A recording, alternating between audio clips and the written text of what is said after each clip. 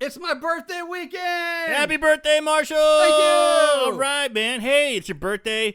You got to make a wish. Oh, that's right. I got to wish. What do I want to wish for? What's your wish, buddy? I wish to watch Wishmaster. We watched it, so you don't have to. So you know what time it is. Here. Horror, so bad it's scary. Splitting up is never okay. Plot, who needs it? Don't turn on the lights. Cars don't ever start, but that's alright. Running upstairs instead of out the door. Good acting, what do we need that for? Horrible horror, so bad it's scary.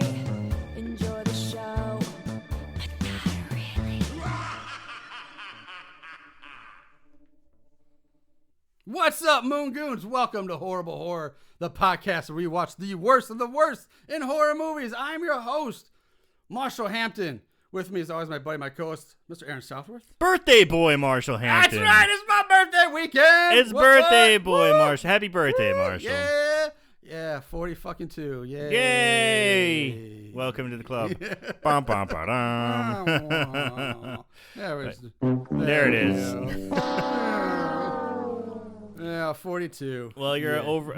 Are we over the hill? Yeah, we're over the hill. 40th is the over the hill birthday. Okay, well, We're over the hill, then some. It's going to be a lovely ride. Going down the hill. Yep. Yeah, it's birthday weekend. So, actually, for this week we're doing Wishmaster because you know, I have kind of loose connection. But you make a birthday wish, Sure. Wishmaster. Why not? But another wish of yours came true as well. We so we it's time for our One thing we wished for was to eventually be sponsored by someone, and guess what? We are. yeah, it's time for our corporate sellout moment.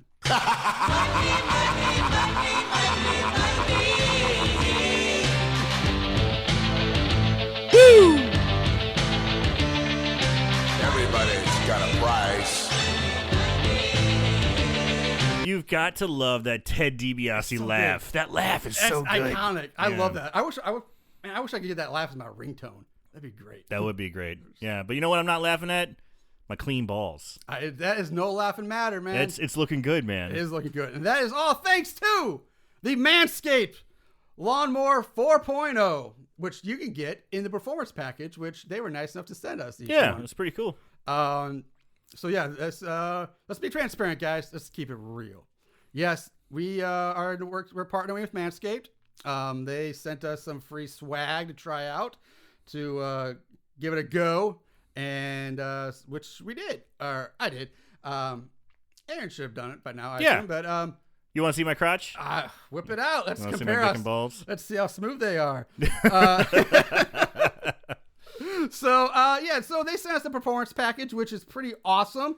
Includes a lot of stuff, like I said, including the fourth generation, the 4.0 lawnmower, which is their pride and joy, the ball trimmer, the bushwhacker. the bushwhacker, the pew punisher. The pew punisher.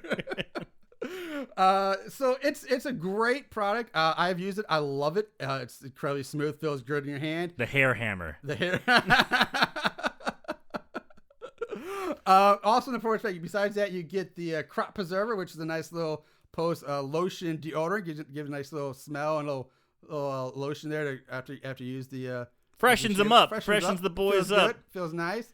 Gives you the lotion. It also gives you the crop reviver for when you want to give your boys a little pick me up right before they gotta go into action. Picture this: you're out at a bar. You know, there's a chick who's into you. If you're single at the time, you know, I'm just fantasizing because I'm married. Or you bring that chick home, and when you go for that condom, safe sex. Yeah. But before you put that condom, give your boss a little quick spritz with the crop reviver. Give the girl, it's a good thing, dude. Give that girl a nice. Be polite. Smell nice. Nobody wants to. Be polite. Stinky balls. Right. Stinky crotch.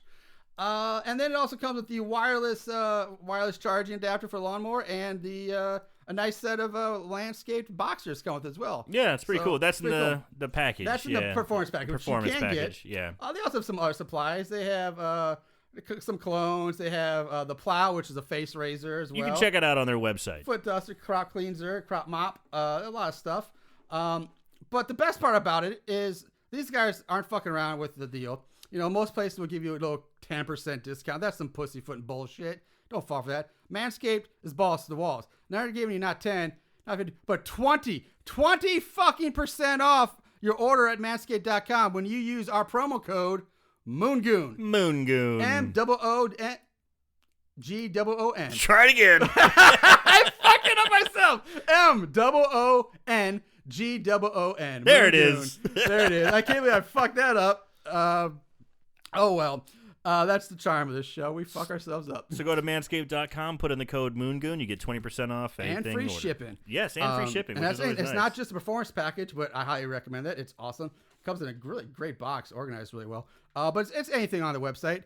And if you do that, it really helps us out because all we got to do is if we get 8 people, not hundreds, just 8. We just need 8 people to go there, use use the promo code in the month of January. In the month of January, in this month. And then Manscaped will pick us up as a sponsor, and actually we might actually start getting a little bit of cheddar, Cha-ching. a little bit of the a little bit of that action going.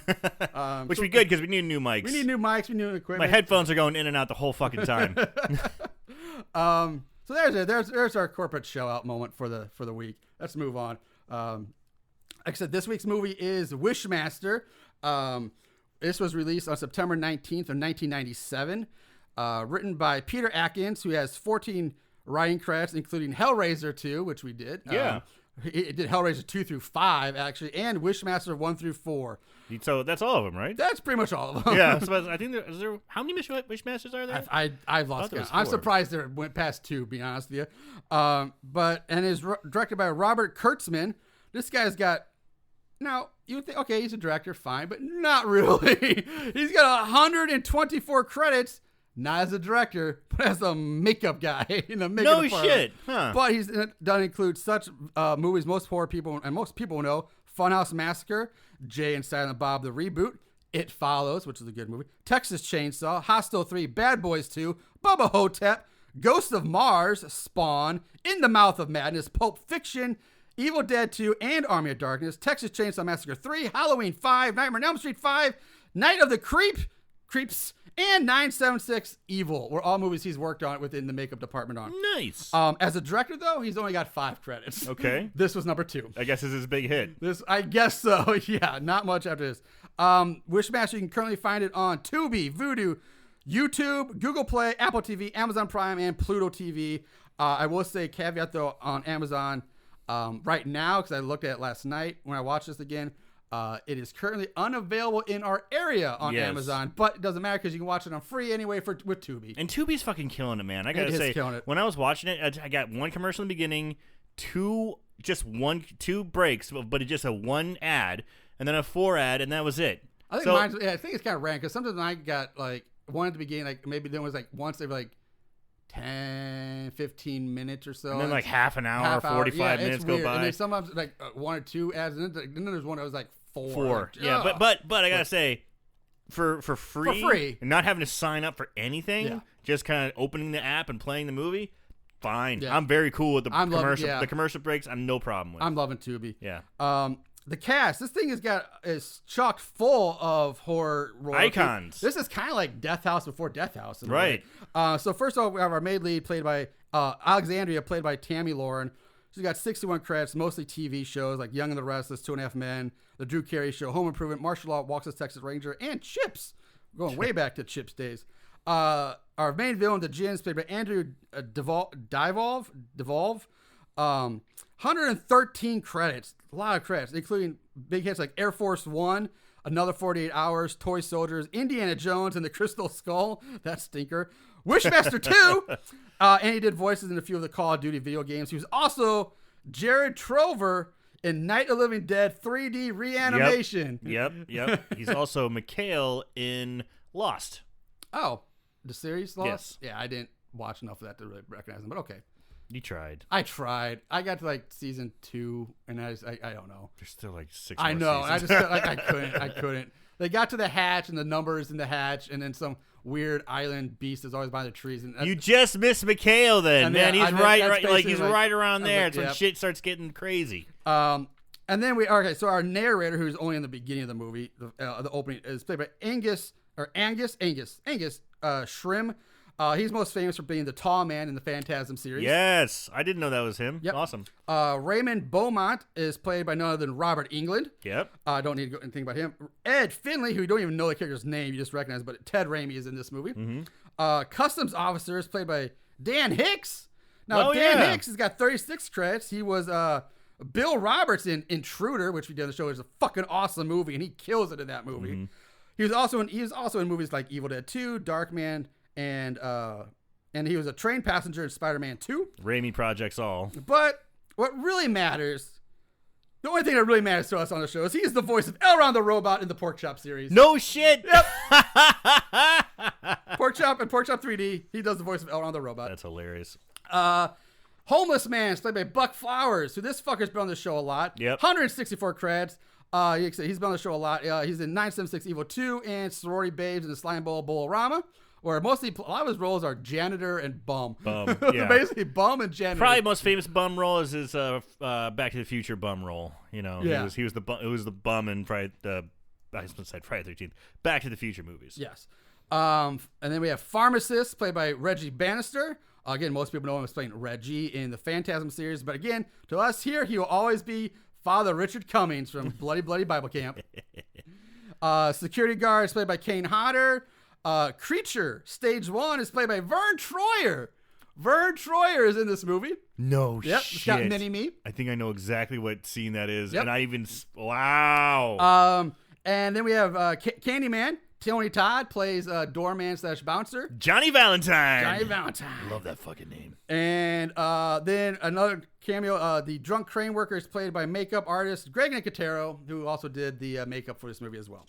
So that's a lot of cast for this movie. Dude, that's a banger, like, all-star horror collection. Yeah, it really is for the 90s, 80s, Oh, 90s, yeah. 97 was not like a Bannister, flag year. No. For horror by any means that I can think of. I mean, I don't know. I never realized, but this really is like the Death House before Death House was movies. Yeah, I mean, like, how many more movies have had, let's essentially say, the Tall Man, Freddy Krueger, Jason Voorhees, Candyman. The only one they're missing, they didn't get anybody that played Michael, but I almost wish they would have just given him just a voice line or something. They should have gotten Brad Dourif, Chucky, just to have him in there. That's like really the only one they're really missing to complete like the whole, But it is cool. It's very cool. And Toby Hooper or no Gunn. What's his name?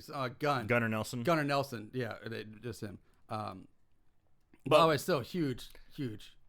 Yeah, it's small pretty cool. parts, but still that they're in there. It's pretty cool. With that said, like I said, it is my birthday weekend, so I am taking the episode off, and it is going to be an Aaron episode. So I'm going to work the soundboard and have fun with that. Oh boy! Well, we try to make through the craziness that is Wishmaster. Yeah, lend a hand. Holy fuck! Lend a hand whenever you want, because my iPad was in my daughter's room when she was asleep, and I was like, oh no, I gotta take notes on my iPhone. So this is gonna go over real well. This is really interesting. Might be a little messy. It gets better, trust me. But the first couple. All right, so here we go. The first couple, because all right, we're open. To 1172 Persia. Yes. And I think this is where the idea of Prince of Persia, the video game, came from. Because right off the bat, we have this fucking visual effects smorgasbord that is taking place. This opening is madness. Insane. There's just everyone. So all these Persians, dressed in, traditional, I guess 1172, outfits, are running around in bedlam, panicking, freaking out. People are going nuts, and you just see, like I said, a visual effects smorgasbord taking place. Yeah. There's people's skin getting ripped off. There's people with poles through their heads. The very first it's so guy, hard to keep up with because there's just so much shit happening. Like the first guy you see gets like sucked into a wall and merges with the stone. Yeah, and ends up looking like Han Solo and Carbonite. Yes. And then it just gets crazier. This is one of the most epic kick to the balls opening I've ever seen in a movie. And my favorite one is the guy who's good, like, coming apart. His skeleton rips through his skin. Yeah, he claps. His rib cage is like starting to protrude. It looks like he's going to explode, but then his skin just like rips off, and his skeleton climbs out of his body skin and attacks somebody else. Oh, it's so awesome. It's awesome. It's so incredible. Awesome. But we're following just one guy, this one guy who's running through it. He's kind of dressed a little more princely. I can't really tell. But anyway, he's running through. He's running through all this fucking craziness. And this one guy grabs him, and he's turned into a lizard monster. He's like, this guy freaked me out. Yeah, it was great visual effects. It's great practical effects. I can't tell if it's going to be a snake or like a lizard gator, but I assume more snake. But I have a horrible fear of snakes, and when I saw this man snake thing, I literally almost cringe and shiver because it really disturbed me. He grabs his robe. He's like, "Get the king! You gotta help us! Put an end to this curse," or something like that. It's like, okay, what the fuck is going on? Crawl, slithers away. Yeah, he's got arms, but he doesn't have legs. He's got arms, but he's from his pecs up, he's human with a snake head, and then from down, he's just like a snake body with no legs, just a tail, and that one creeped me out. Yeah, a lot. Yeah, it was pretty nuts.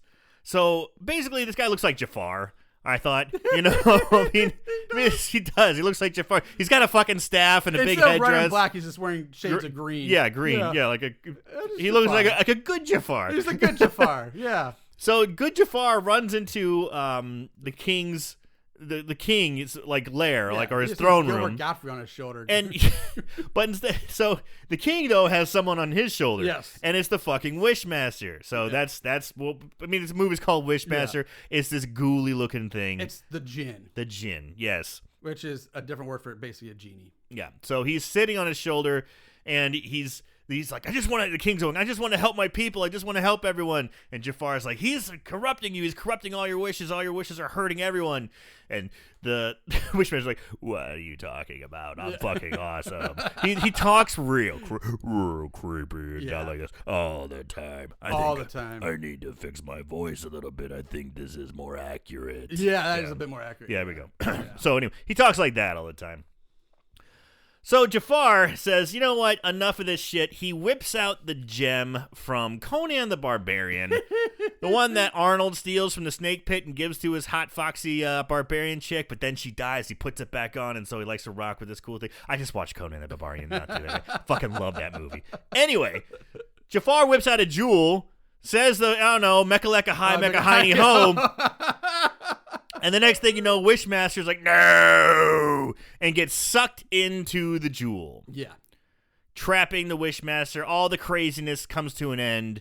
Wishmaster's been caught, or the djinn, if you will. Yeah.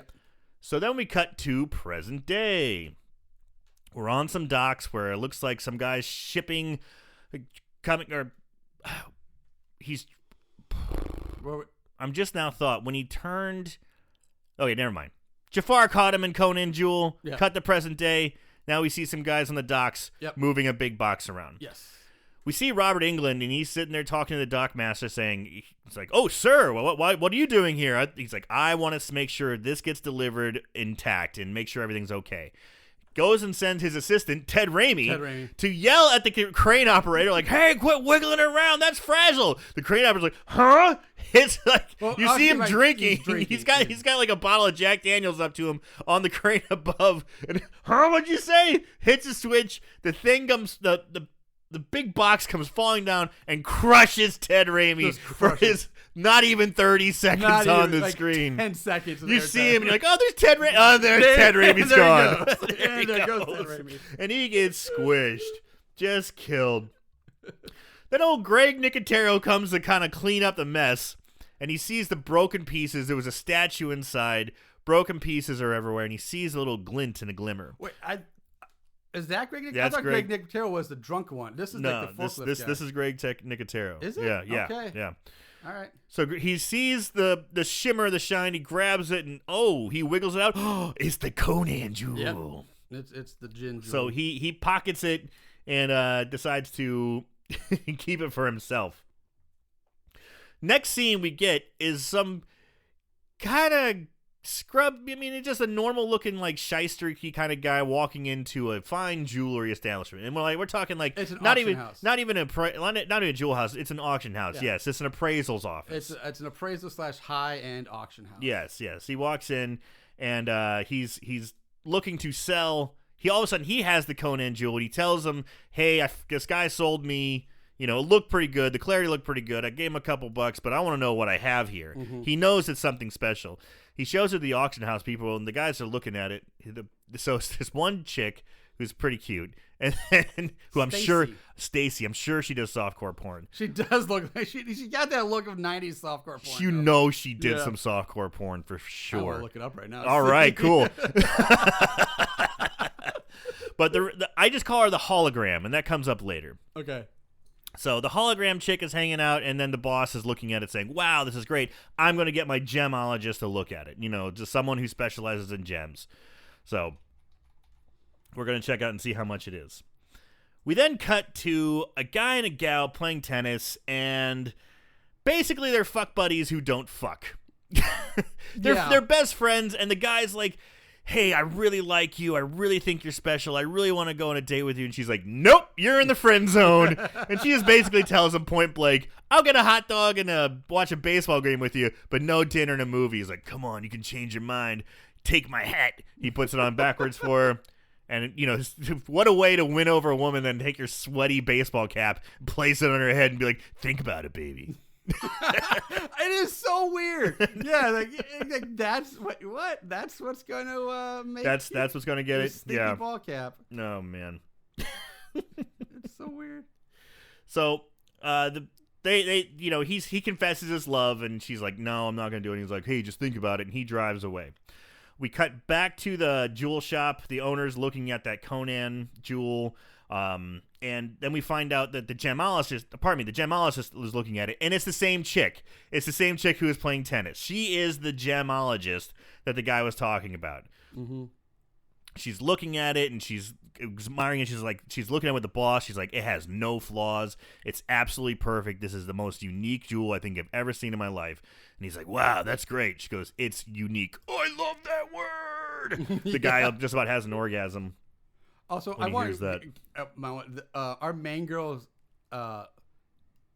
Alexandria, and her last name Amberson. Alexander Amberson. Amber, Jules, Amberson. Like, come on. Well, it wasn't Diamond. Yeah. All right. Well, I can't find Stacy. Her name might not be Stacy. It's not someone called Sierra. No worries. I don't think her name was Sierra, but all right. I can't find her. So as she's admiring the jewel, she decides to give it the old stank mouth on the jewel because she wants to clean it up some more. What a professional, right? I'm sure she doesn't have any sort of a chemical or equipment or something. No, you just give it the old stank mouth and be fine. Like she's cleaning her dirty glasses off the bathroom shelf. But apparently that brings the jewel into being. Yeah. All of a sudden it starts to react. It starts to do different stuff. She's looking at it under some equipment. She's like, whoa, what's going on? Things are changing. I don't know what's going on. I need someone to take a look at it. So apparently she takes it to her fuck buddy, and he's a scientific weirdo rando. Yeah. They never explain it. They never explain what he does. He's just in a lab coat, and he's a scientist. I think she said he's a geophysicist, which I don't think is even a real thing. You can be a geologist or a physicist, but I've never heard of a geophysicist. But he's just a scientific rando. Yeah. So she says, hey, run some tests on it. Make sure it works. He's like, okay, you sure you don't want to hang out sometime? She's like, nope, I got to run my girls. And I'm like, is she like a madam? Does she have prostitutes? What's going on with Gem? All right, I just call her Gem. Alexandria is now Gem. Because then, what was the other girl's name? Which one? Gem and the Holograms, baby. Yeah. I thought it was clever. Apparently not. But anyway, Gem's going to run some girls, but she's talking about basketball. Yeah. Oh, she's a basketball coach for like teenage girls. You were a basketball coach for a while. For one season. Well, technically two. One boy season, one girl season. It's I find that so fascinating. Yeah. Considering you never really played basketball. I played more like you played in like pickup leagues. Yeah, but like you were never. That was stuff I did without you because you weren't that big into sports. So I found my sports outlet elsewhere. It was definitely interesting. Yeah. So anyway, we have a point where she does some basketball philosophy. It doesn't matter.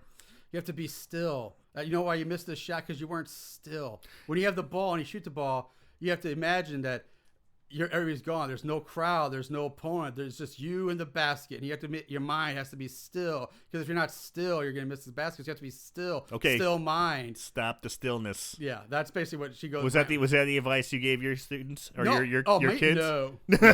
Run! Jump! My kids are doing fucking wind sprints. So after the basketball philosophy, we cut back to the science guy who's running some tests with 90s computer graphics. Yep. And it's all of a sudden 90s computer graphics start splitting open the jewel, and it with blows with lasers. With lasers, just lasers and 90s graphics going on, and it blows the fuck up. And out comes Robin Williams to do a musical song number, song and dance. I wish it was. He fucked up, man. He's all messed up. He's on the ground. He's like, ugh. He's all, there's smoke and debris and little fires. He's not moving. And he looks over and he sees a slimy Mars Attacks Cenobite reject. Yes. Just like limping towards him. I think this is Vern Troyer. And you know what's funny? Because I was actually. It looks like him. Yes.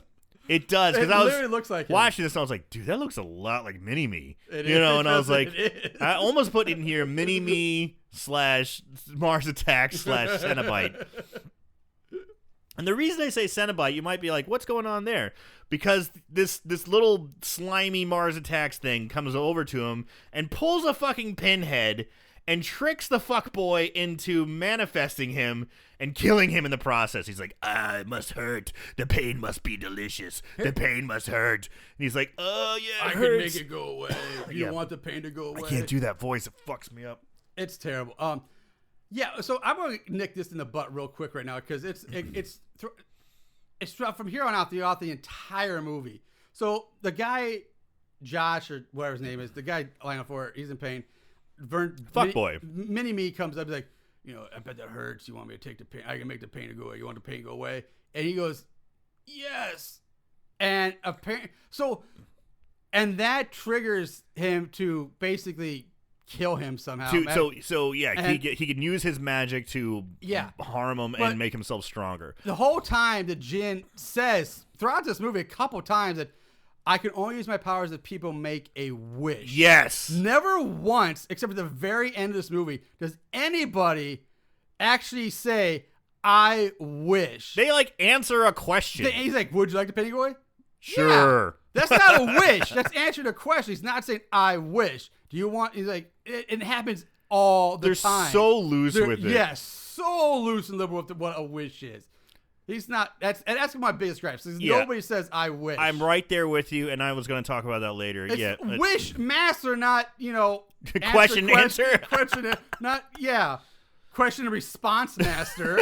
There's nobody wishing anything in this movie. Does he? I don't remember if he says, "Do you wish the pain to be away?"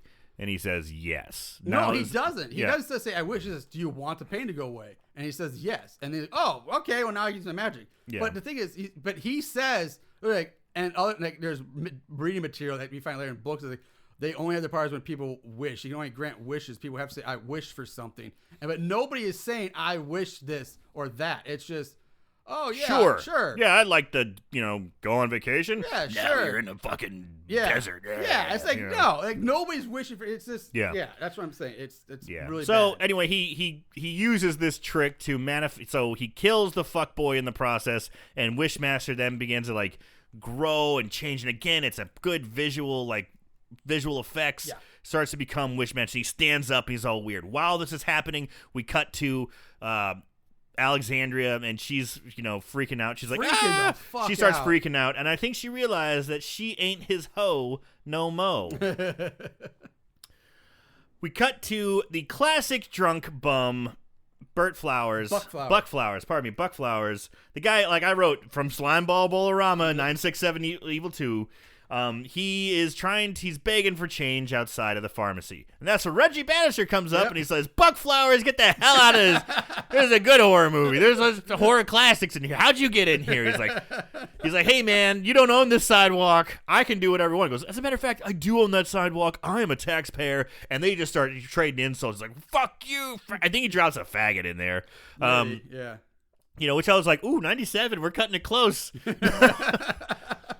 But they start exchanging insults. He's like, I hope you die of cancer, you goddamn blah, blah, blah, blah, blah. And only that great Buck Flowers way he does. Yeah. But he gets shooed off to the alleys.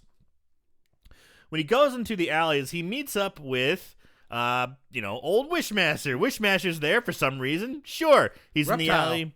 Yeah, and he's covered in like old rags, like raggedy cloths. And he looks like a fellow homeless guy. He's like pushing a shopping cart. So I'm like, okay, Wishmaster's now homeless. Sure. But he's talking with the drunk guy, and he's saying, well, don't you wish you could hurt him? Don't you wish you could, fuck him up or have him die? What would you do to him? He goes, if I was going to have him die, I'd have him die from get cancer and die. Yeah. I'd like him to get cancer and die. And then he's like, your wish is granted. But again, he doesn't say it doesn't wish. Say he was wishes. like, yeah, I'd like to have cancer die. There's no wishing. Yeah, it's pretty ridiculous. But then we show Reggie Bannister inside, like, giving people their stuff and asking questions, and he starts to, and all of a sudden boils and pustules, and he starts to kind of get sick, and he falls on the ground as boils and pus and things start popping. So I guess he got super accelerated cancer. I was like, that's some crazy cancer. I've never seen that cancer before. But I like the idea. I just wish the effects were greater. Like just think of it like cancer, it destroys your body. It starts to wither you away. But just imagine it like... I thought it was going to be more of a withering. Yes, a like withering an acceleration. Away, like thinner. Yeah. Thin. I kind of think that's the way they should have gone. Stuff. But it still looked pretty good. Yeah. Still looked pretty good. I mean, Nicotero, like I said, that guy's pretty awesome with makeup and effects, so... Old bum Buck Flowers looks in the window. He's like, don't you like what you see? And he's like, oh, goddamn, no! Oh, God. and as the slowest shit in his pants run away from the Wishmaster. Slow. And as he's running away, he's like, tell everyone I'm here. Yeah. Wishmaster's in the fucking house. As Buck Flowers, the bum, runs off, he lets him go so he can spread the word. So now we have Jem and the hologram hanging out together, drinking wine. So Sharon, that was her name, Sharon. That's the sister. Yes, that's the sister. Okay. Yeah, that's the one I thought did softcore porn. Oh, no, because this sister is different than the blonde that works at the auction house. I thought they were the same person. I could see that, but they not. look so much alike. But they're different. Okay, I just assumed. I totally understand why you think that, because there's look up Sharon. See if she did hardcore porn. I'll look up Sharon or softcore porn. She's on there. Yeah, she was on the list. I'll look her up. Real quick. I bet she did. So and she's talking to her sister, and the sister's like, hey, don't blame yourself. You didn't get the guy killed. You didn't get fuckboy killed. She's like, I don't know, I feel like I did. He was doing a favor for me. It's just like mom and dad all over again. And she's like, no. And we get a flashback. We get like a backstory that her parents and their sister were caught in a house fire. She was able to save her sister Sharon, but her parents died in the fire. Yeah. She was blaming herself, and the sister says, no, it's not that you let them die, it's that you couldn't save them. Mm-hmm. So he's really trying to like make sure she understands that. We cut to a spooky dream sequence of fire and tennis. Fire and tennis. So spooky. So and we cut there's fuckboys, and we get a voice over the Wishmaster while she's having this dream saying, I can smell your fear. No softcore porn for her. Son of a bitch. Actually, some legit credits. X-Files, Murder, She Wrote, Beverly Hills 90210, According to Jim, Desperate Housewives, Young and Restless. Good for Grey's her Anatomy. because she's got a face for softcore porn. She does. Yeah. We cut to Jem confronting Greg Nicotero on the waterfront, saying, hey, where did this come from? He tells his backstory of what happened, how it broke, he got it. And she's like, okay, I need more. It's like he told her where it came from. The box, is this old, it was going to this guy. God damn, I feel bad. I didn't write down his name. Robert Englund, the Robert Englund character. Raymond Beaumont. Beaumont, yes. It was going Beaumont to he says, yeah, it was going to Beaumont. This is the guy who was going to get the statue. Yeah, Beaumont. And as she's walking away, I did like this a lot. He goes, hey, that jewel, I got $200 for it. Did I get ripped off? And she goes, you have no idea. He's like, damn it. I just love that part so much because it felt like that was very real. We cut to the Wishmaster, and we have Wishmaster on campus. Woo! Wishmaster goes to college. I wish to get laid. Wishmaster on campus, wish to get lucky. As he's walking by college students, wind's blowing. He's got an ookie-bookie kind of presence, but he's there on campus for some reason. We cut to Jem, or elect Alexandria, Jem, visiting Robert Englund and taking a look at some of his stuff. You know, she meets up with Beaumont. Beaumont is I think, maybe I'm wrong, but is he just like a college professor or something like that? He's an art collector. Yeah. Okay. So he's I didn't really catch it. He's rich. He's got money. Get that. I thought he was a college professor at this school. He could be, but like, there's no fucking. My thing was like, no college professor has a house like that. No, because he's got a. That guy's like a multi-millionaire. Yeah. He's got a massive. His house looks like a Resident Evil game. I didn't think he was a college guy. I thought he was just a rich weirdo. Because art she collector. Goes to like his office or something. Yeah, she goes to his So this room of artifacts where he's got, all these different like statues and ancient artifacts and, historical pieces. And one of them, I don't know if you noticed this or not. I have it in my trivia. One of them in the background. I mean, it's so glaring obvious. I saw it. It's the fucking statue from The Exorcist. Yep. Right? That beginning opening shot where the explorer sees the... It's statue of Pazuzu. Yes, Exorcist. And it's there. I'm like, oh, that's cute. I like that. I was like, all right. So I can mark that off my trivia for after the show. Yeah, but I had to say it. Yeah. No, that's fine. No, yeah. I'm glad you picked up on it. So we cut back to the college, and we see like a I don't know the character's name, but he's in Frasier. he's a kid in Frasier who works the radio station. He's got big flowy hair. He's the Afro guy. Got the white Afro. Yeah, I don't know who. Anyway, he's the kid from Frasier. If you know who he is. Anyway, he's walking in the hall. We get an eyeball jump scare, which is kind of dumb. But he walks in. He's a medical student. Foreshadowing. And he walks into a morgue. Yeah, the morgue where a lot of the cadavers are kept. And he looks up and he sees Wishmaster on the other side of the room. I thought it was a weird choice. That if you're going for a cadaver, my first thought would not be, oh, I'm going to go to the school. I like go to the hospital or the county morgue. Now, like, I'm going to go to university. I'll find what I'm looking for there. So he sees Wishmaster on the other side of the room, like, spooky ookie getting really close to a body. He's like, hey, what's up, man? Burn the midnight oil, just working late. Hey, let's turn on the lights. You can't see what you're doing. Turns on light. He's like, oh, no, it's Wishmaster. Wishmaster's like, get out of here. He's like, no, dude, what are you doing? Why don't you leave right now? You didn't see any of this. And then by saying you didn't see this, he waves his hand and his eyes are sewn shut. It's not like even sewn. There's no thread. They're just like fused shut or burned shut or something. I don't remember, and I feel bad because my notes are shitty. But did he say, do you wish not to see this? Yeah, I don't remember that either. Like, there's no wish there, so how is he using his powers? Right. Like, it makes sense because it contradicts everything else that they say. He can only use his powers if somebody wishes it for a wish or something.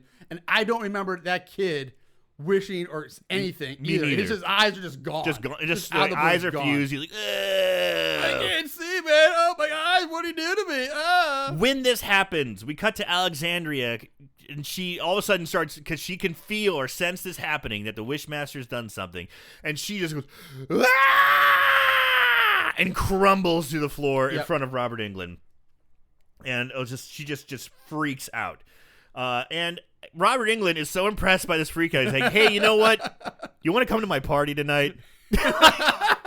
You want to invite that bitch to your party? He's like, hey, she's unpredictable. You don't know what's going to happen with her. It's like one of those like horrible like pig parties or something like that. You know, like, who can bring the craziest person to the party? The craziest bitch to the party. You know, he's like, this one just fell in my lap. I can come to my party. Because she just freaks out. He's like, are you okay? You okay? She's like, yeah, I don't know. I'm fine. Hey, you want to come to my party tonight? I was like, what? It is so random. No. I love it. Next we get... Oh, we forgot. Maybe you're going, but I'm gonna say, you're still at the morgue, right? Or are you moving on? Oh, no. Go ahead, because please. at the morgue, the whole thing is Wishmaster. I was supposed to say, like, Wishmaster Mike or run the DMC or something. He takes the guy's face off. That's right. How could I forget that? I cuts the guy's face off with his fingernail or something and just like sticks it on his face, and his face then whole head morphs into this dead guy. And I have it written down in the wrong place, but he pulled his best John Woo and did a face off. Yeah. Or John Travolta.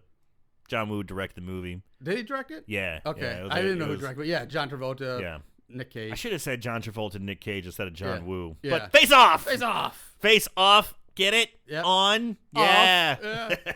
So he turns into some guy. Mikhail from Lost. Yeah. It's going to drive you nuts, isn't it? I don't know who he is. Because I don't use anybody's name. Because then we cut to Jem. She decides to meet this lady who looks like Sam from Sex and the City. She kind of looks like an older Kim Cattrall, Sex and the City style Wendy Sam. Something. She was in a lot of like 90s, yes, 80s she stuff. was. I read, it's that chick, but you never know her name. Right. Yeah, but I was looking up when I saw that. I was like, it's Wendy something. Wendy with a D. Wendy DeVell or something. Yeah. Anyway, for some reason, I don't know where this chick comes from. I don't know how she gets brought up. I don't know why she's visiting her. But Jem decides to go visit her and say, "Hey, what's going on with this with the gem?" Alexander's like, "Hey, what's going on with this gem?" And then she's able to break down all the spooky ooky things it's ever done. If this is the thing is like she's out. They're at the school still. That's why I thought everybody was a professor here. That's why I thought. We never see her on campus visiting Robert Englund, but we see her then on campus with, Sam from Sex and the City. She is a folklore professor, is what she says, and it's so weird because she's meeting them outside like this old like Greek theater, this outdoor theater, like she's like getting ready to put on a play. Yeah, she's like directing kids to go stand over here and do this. It's a co-department project with the folklore department and the drama department, which is I was a theater student, there was never like we didn't do a co-production with with the business section or something like that or some shit like that. It didn't happen. It was. But so the folklore teacher is and she's breaking down the spooky ooky things it can do. Like it's a powerful gem. It can. And also, we didn't have a folklore department. That was just a literary teacher. She was a literature professor. Like some of these colleges are just getting off the fucking charts with what kind of professors or PhDs are hiring. I think at Edwardsville, I could have swore even at Edwardsville that when I was graduating, they had a department of comic books. They had a comic book like class you could take. They had a comic book. I had a comic book class. It wasn't like a whole fucking department. It was comics as lit. It was part of the literature department. That was it. Yeah, but it wasn't like a full on like. No, it wasn't a major. It wasn't a major. Like this would be a major. She's like, I'm the folklore department. Yeah. So you major in folklore. Anyway, we cut to Wishmaster, and he decides to go shopping. He wants to go. He goes to the mall. He has this Pretty Woman moment. What do you? He's got to get some new duds. Yep. So he goes to the mall, as you do in the 90s. Yep. He gets his suit and go to the mall. Right. He decides to talk to Tony Braxton's cousin. Yep. Who says, "Wow, you look amazing," and she's like just smitten. He's seducing her, and everybody acts like this guy's like Brad Pitt, George Clooney. He's got pockmarked all over his face. He's losing. His hair is thinning. He's not quite bald, but you can tell it's going away. He's got acne scars on his face. He's got pock marks all over. It's like, how is this guy like? I gotta say, he's not tall or anything. He's not like really like got a great body. He's not that muscular. He's just a dude, and like everybody's fawning over him like he's got great eyes. His eyes are fantastic. Piercing blue eyes. That's all he's got going for him, but it's enough because he's making Tony Braxton's cousin's panties wet. On top of the fact he talks like this all the time. Girls get horny for that. Like every word he says is like this. It's so intense. Constantly. How do you want me to pay for this? Hurting my throat. She's like that. Cash or charge? Which one do you prefer? Yeah. So creepy. And at this point, this guy's a fucking creepy perv, but man. She's into it. But everybody just gets wet for this guy. Yeah. When she says cash, all of a sudden he goes, "There you go." And it's like, what? And she, boom, in her titties, in her bra, she pulls out like a stack of hundreds. Titty cash. She's just like, how'd you do that awesome David Copperfield shit? Panties wet. Panties are wet again. He says that she's beautiful, and I think this is where he does say, "Do you wish to stay beautiful forever?" And she says, "Well, yeah, Yeah. And then, well, yeah. That's the most casual, nonchalant answer. They're like, yes, I wish to say, yeah, why not? Everybody does, right? Everybody does. Oh, God damn it. It's so bad. So easy to do this. I know. This is ridiculous. So, and he walks away, and as he's walking away, the camera pans across the mannequin who looks just like the girl that's selling the stuff. He turned her into a mannequin so she can waka waka, stay beautiful forever. And at night, she comes alive to help set up falls in love with Andrew McCarthy and does the window displays. What? Mannequin window displays? Yeah. Okay. Well, it's funny because we cut back to Sam from Sex and the City, which, she's talking about how the gem.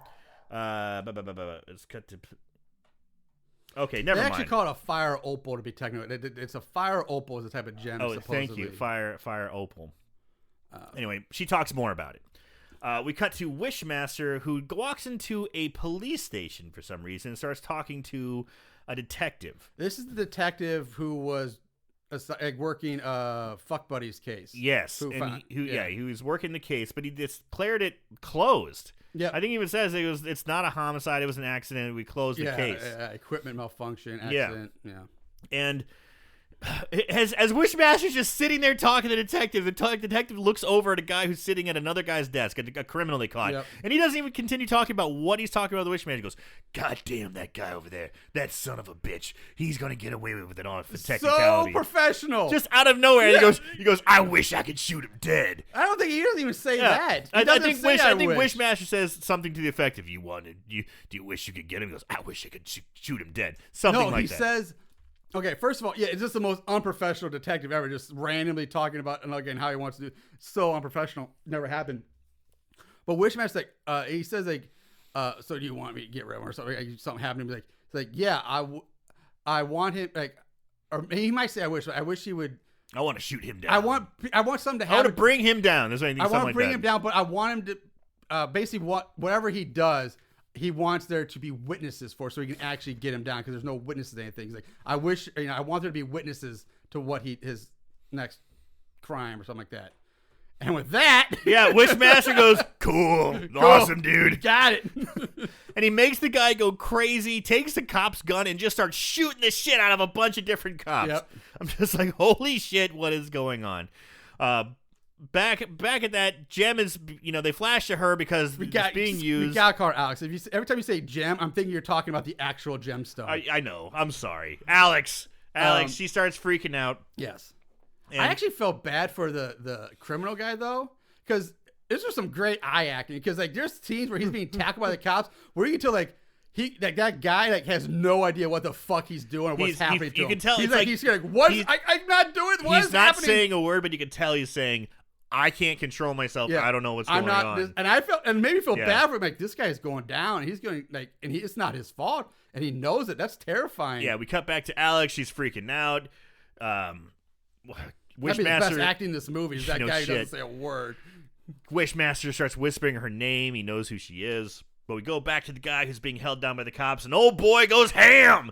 He just throws the cops off like he's the fucking Hulk, and he starts to shoot some more. And then he just starts getting the shit shot out of him. Boom, boom, boom, boom, boom. Everyone's just getting fucking lit up. Yeah. Then he finally goes down. And during the chaos, Jin, Wishmaster, he goes to the cops' files and finds the business card for where Alex works, so he can track her down. Yeah, he goes to. Doesn't he pick up a cigarette? I think he picks up at the cigarette time. He starts smoking the cigarette, which was weird. I don't know. He was smoking a cigarette when he was talking to homeless Buck Flowers on the sidewalk too. He took one of Buck's cigarettes. I know. It's weird to see a demon smoking. Yeah. But I guess gotta do that. Can you fix my headphones? They're coming out. Oh yeah, I can fix those headphones right off. Thanks, buddy. Yeah. All right. Is that any better? Perfect. All right. All right. So on the fly troubleshooting. That's what you get here. Yeah. Horrible as best. So we cut to a security guard walking through a pretty nice office, and we see that it is the auction house. So a security guard is working at the auction house, and that security guard is Kane Hodder. With the worst beard. What the fuck is going on with that beard? His beard is So weird. It's like a half beard, half goatee, it's like a full. It's like if you took the Jason mask and just cut it off above the nose, and because the beard, he's got a full mustache and goatee. The beard starts to go up his cheek, but then just stops. Like the sideburns are cut off, and it kind of goes to a spike around this, like the end of his jaw. Yeah, and like a little point. It's the weirdest facial hair choice. It's so bizarre. It's so strange. It's so dumb looking. Like, really? Like, was this a choice you made for the security guard to have this in this movie, or was that the facial you're walking around day life with? I bet you that's the stuff he was walking around. I think so too, which makes it even stranger. Kane Hodder's a weird guy. Fucking weird. All right, Kane Hodder, you rocking some weird facial hair. But Wishmaster in his human skin comes up and knocks on the door like, "Hey, let me in. I want to see the boss." And he's like, "Hey, no one gets in without an appointment to see him." And he's just like, "Well, if he's here, I want to talk to him." He's like, "Get out of here." Kane starts getting in his face like, "You need to leave." And he's like, "Don't you wish for something?" He's like, "Yeah, I wish for you to leave." He doesn't say wish. I say, "I want you to leave." Yeah, something. He's like, "Don't you wish for something?" And he goes, "I want you to leave." And all of a sudden, the Wishmaster turns around and starts going, "No, no." And I'm like, Kane Hodder did it! Kane Hodder did it! He outfoxed him. Like the last guy I would pick to outsmart him. Yeah. But he does it. He's making the Wishmaster walk away like under like duress. You can tell he's like trying to resist, but he can't stop it. He's being controlled. And as he's walking away, he's like, "I hate this power. If I had unleashed power, I'd walk right through you." And as he's walking away, Kane Hodder goes, "I'd like to see that." Yeah, I'd like to see you try or something. I'd like to see that. And it's like, that apparently is enough. Yeah. To trigger Wishmaster out of his trance and stop walking away. Turn around. A wish now. That's a wish. And for some reason, that's a wish. It's so dumb. And as he's walking towards Kane Hodder, Kane's like, yes. But Kane Hodder all of a sudden looks up and he starts to turn into the worst, horrible CGI glass or like stained glass. I kind of loved it though. It's so bad looking, but I loved it at the same time. And it turns into horrible CGI where Wishmaster just walks right through him and he kind of tears apart and then reforms. And as Wishmaster leaves the screen, he fucking explodes and shatters. He doesn't shatter when he walks through him. So Wishmaster could he have just done that? Could he just walk through Kane Hodder to begin with? Like, why did he have to wait for it to turn to glass? Just walk through him. If you can walk through glass, then just walk through the door. What's going on? It was horrible 1997 CGI, but I kind of liked it. I loved it too. It's so bad. And Kane Hodder, like, even though he's now glass and should not be alive or have any, he's glass, he's somehow screaming. And yeah, Wishmaster walks through him. And it doesn't shatter there. It takes it a moment or two, then it shatters. It's so. I fucking loved it though. I was dying laughing. So I must have been high when I wrote this one. I don't know what it says. It says, now we see Wishmaster sees time in Boston, searches for some porn for some pretty cool David Copperfield-esque tricks. I don't know what the fuck I was writing there. I don't know what the fuck that is. I kind of want to know, though. Like, I kind of I want to see that, but I have no idea what you're talking about. So he's talking to the boss. Yeah. He's finally confronting the boss, and he's trying to get information. He's trying to find out where Alex lives. But the boss just like, I'm not telling you. I'm not telling you that what it is. And he does. That's what he says. Do you wish this to be 100 times more valuable? Because he picks it up and the guy's like, "Hey man, be careful, that's valuable." It's still a tiny. It's like, don't you wish this was more valuable? And he waves his hand in front of it, the David Copperfield-esque strips, and makes it like gold and diamond encrusted. And looks like he's like, "Wow, how'd you do these?" Looking at it, he's like, "This is real. Oh my god!" It's not diamond encrusted. It's filled diamonds because he turns over and diamonds spill out of it. Oh, that's right. Yes, thank you. See, that's why I need you, baby. That's why I need you. But he says, "So what's the price? Everyone's got a price. $1 million man. Everyone's got a price. How much will it be?" Actually, the best thing is like he says, "So how about that location?"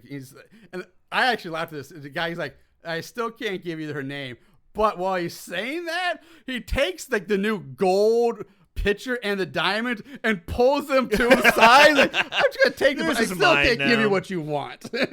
As he like hides it. I thought that was hilarious. And he goes, he's like, "What's your price?" He goes, $1 million. He's like, "I'm not greedy." $1 million. And then the most lame excuse way to get the $1 million happens. I fucking love this. He's just it's hilarious. He just goes, all right, granted. And we cut. I'm sorry. Go ahead. We cut to some generic life insurance office. My dog's going. I don't know if you're gonna be able to hear my dog, but he's going crazy upstairs. Life insurance office where an old elderly lady is signing her new life insurance policy and happens to be the boss's mother. I'm gonna leave it to my He's such son, a good boy, Nick, and signs Nick's name at the bottom as the sole inheritor. And then it just cuts to her getting on a plane. The plane just fucking explodes. Just explodes. Not just her, but like hundreds of other people just die in a plane explosion as soon as it lifts off. It's so crazy. It's just like that's how he gets his $1 million. Not like, even though he could clearly with the shop, the lady in the clothing store could just make money appear in bras. He could have just made $1 million appear on the table. No, we go this elaborate, long, convoluted, get your mom's insurance policy, and then she dies in a plane explosion. It's hilarious. It's so weird. Like she couldn't have a heart attack or something. No, she's got to get on a plane that fucking blows up. Explosions for the sake of explosions. And it all was B-roll footage. It's all stock footage. Like it's so ridiculous. It's like they took a scene for like Die Hard 2 and just threw it in there or something like that. I don't know. It's fucking hilarious. So then we cut to a scene where Alex is coaching the girls' basketball team, and oh snap! Wishmaster's there in the stands. And he starts seducing Alex's sister, Sharon.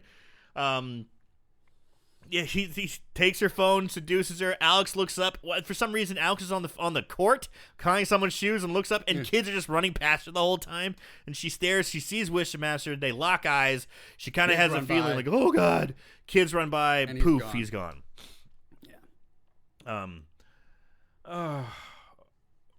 He gets the number because she was talking to.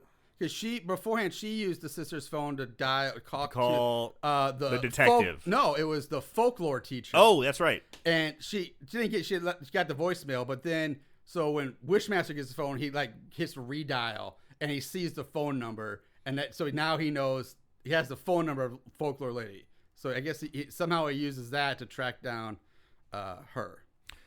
Yeah. So we cut to that. Oh, he listens to the voice machine. He calls and listens right. to he's like, this is blah, blah, blah. So now that's how he gets the name. So he gets the name now. So then Wishmaster decides to spread his Christmas cheer. I don't know, his happiness around. And everyone that he's come in contact with that he's had wishes for, all of a sudden starts like the detective. He starts like having a weird seizure. And then the fucking bum, he goes cross-eyed and goes, wah. Okay, yeah, this is, because the folklore teacher at one point says, everybody who made a wish, basically the djinn has to use souls to power up the stone, the gem, the fire opal, so he can have the power, I guess, to fully use his magic on the person who awakened him, which would be Alex. So basically at this point he's sitting on the couch and everybody who's made a quote unquote wish he's sucking their soul into the gem to power up his gem, like Super Saiyan. He's powering up that power level there, is what he's doing. God, I wish I would have written this down a little better. Wishmaster gives the detective a seizure in German orgasm, and the old bum. Yes, I'm cross-eyed. Your notes. It's gibberish prices, man. Like, what? That's why it takes me a while sometimes. I'm like, what the fuck did I say? But we see the bum, we see the detective, we see the kid who got his eyes fused together. See the mannequin. The mannequin. Not her eyes. Her mannequin. Her eyes roll back in her head. Yeah, the mannequin's eyes roll back. So apparently the mannequin has a soul now. Weird, but all right. So we have a scene where Alex goes to see the Sam from Sex and the City lady, the lady who told her about the fire opal. Mm-hmm. And she says the gem is loaded with souls, but hey, now it's time for a drink. Would you like a drink? Alex says no. Does she? Does she say no? Mm-hmm. She says no, thank you. Oh, I guess she's going sober. Dry January, right on. Yeah. And then she's like, "It's cold in here. You want me to turn on the heat?" He's like, "No, I'm fine." And they keep talking, and Folklore Lady's getting weird. Yeah. They're getting real weird. And Alex is like, "What is going on? Why do you keep asking me for stuff? Or like, why do you keep asking me these questions?" Why is asking these questions? Because yeah, she wanted, she was like, "What the fuck is like that?" To no one's surprise. Yeah. Bum bum bum. Jen is. It's Folklore. Wishmaster. Yeah, Wishmaster has killed Folklore and taken her face off. Face off. And has now, he's trying to harass her, and it's like, what is he supposed to do? Like, do you want to drink? Yes. Now you're drowning in booze. Yeah. Now you're mine. You said yes. Now you're an alcoholic. Like, what are these supposed to do? Do you want to drink? Do you want something to eat? Like, is she supposed to choke when she wants it? It's not a wish. Yeah, it's not a wish. You're asking a question. Yeah. It's so fucking You're annoying. setting her up. Yeah, that's why it's terrible. I really hate that about this movie. But he doesn't fucking give up. He reveals himself and shows the dead body. He's still having a back and forth with Alex and tries to get her to wish something. No, she does. She actually does. She goes, "You know what? I want to know more about you." She wants to get the 411 on Wishmaster. And he's like, "So be it." And she gets taken away to this crazy torture chamber with lots of red. It's Gem World. It's the inside of the gem. Well, it's crazy red, and it's this weird little torture Gem World. Fog too. And this is where he gets a little bit more all Cenobite and Pithead-esque. It's kind of hilarious because he's telling me, now you're from the world. Now you're in my world. Yeah, blah, blah, blah, blah. He has such pleasures to show you. Right. Yeah, so she's trapped in there, and we see all the souls, all the people, and they wish were like stuck to the walls, like this, like tendons or like fleshy gunk. The detective's chest is ripped open, and he's stuck to the wall. The kid from Frasier with his eyes fused together, he's like tied to the floor, tied up in a chair, or something like that. Yeah, and he's got a weird skinless demon dog too with him. It's weird. It's like a dog with like a beak on it or something. I don't know. It's weird. It's a weird looking creature. And it chases her through the gem place. I didn't write any of this down. I must have fucked up or something. Because the demon dog starts chasing her. She's like, "Whoa!" She runs down the hall. She gets away from it. Wishmaster comes up and he's just like, "You're fucked." Basically. And she gets like a dead end, and then all of a sudden suddenly Wishmaster is outside, and you see this giant eye in the wall, like looking in at her. He's like, "Ha ha ha! You're trapped in there now. You want to wish out? You want to wish?" And she's like, wish? "Yeah." Like, "Yeah, I wish I was back in my apartment with and you weren't there." He's like, "Darn it!" And she wishes herself back to her apartment. And then we get a phone call jump scare. Of course, there's so many of those in this movie. Yeah, and it's the Wishmaster on the other end. It's like, "Hey, even though you got away, I know where you're at." It's like, well, no shit. She asked to go back to her apartment. Yeah.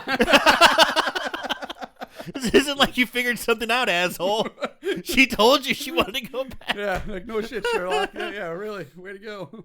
But then we cut to the party scene that Robert Englund's going to have himself a nice party. Yep. And Tony Todd! Tony Todd is the doorman, the security guard. And Wishmaster comes up to Tony Todd saying, "Hey, Tony Todd may be the best character in this movie. I think so. So, I apologize. Let me rewind a little bit. When she gets off the phone with Wishmaster, she gets in her car. She's heading to the party. Yep. And who follows in pursuit is Wishmaster. He's driving alongside of her. He comes up to her. She's at a red light. He like knocks on the window. He's like, "How you doing?" And she's like, "Ah!" And like takes off. And, just racing through the streets. And she gets to the party and she runs up and she says, "My name is Alex. I'm on the list." Tony Todd looks at it. He's like, "Yeah." And then Wishmaster pulls up. No, it's wrong, I think. Because she gets to the party, he pops up next to her, smashes her window. Yes. She gets out. She runs to the door and is like, "Hey, you're not listening." Todd. But she's like, "No, this guy's chasing me. He's trying to kill me." Yeah. And so Tony Todd's like, "Oh, let me go take care of this shit." When he goes to confront him, she sneaks into the house. That's right. Into the party. And I just love the back and forth here. They're like nose to nose, and he's like, "You need to let me in." He's like, "Nope, that's not happening. Your name's on the list." He's like, "You're just a glorified doorman." He goes, "You call me a doorman? You know who this is? When I kick your ass and send you to the hospital, you tell him Johnny Valentine sent you." And I'm like, "Fuck yeah, Johnny Valentine." That is dope. Yeah, Tony Todd is by far the best character in this movie. Yeah, and he's like, but he's nose to nose with him. And he goes,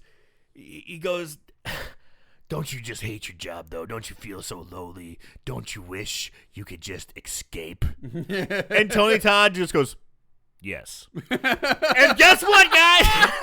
Again, the loosest transition of the word escape to from your job. Oh, my God. This one, because I almost missed this. Like, what what happens to Tony Todd correlates to what he says. Because, like, where's the link? It is so vague. It's so convoluted. Thin. Yeah, it's so ridiculous because so don't you want to escape? He says yes.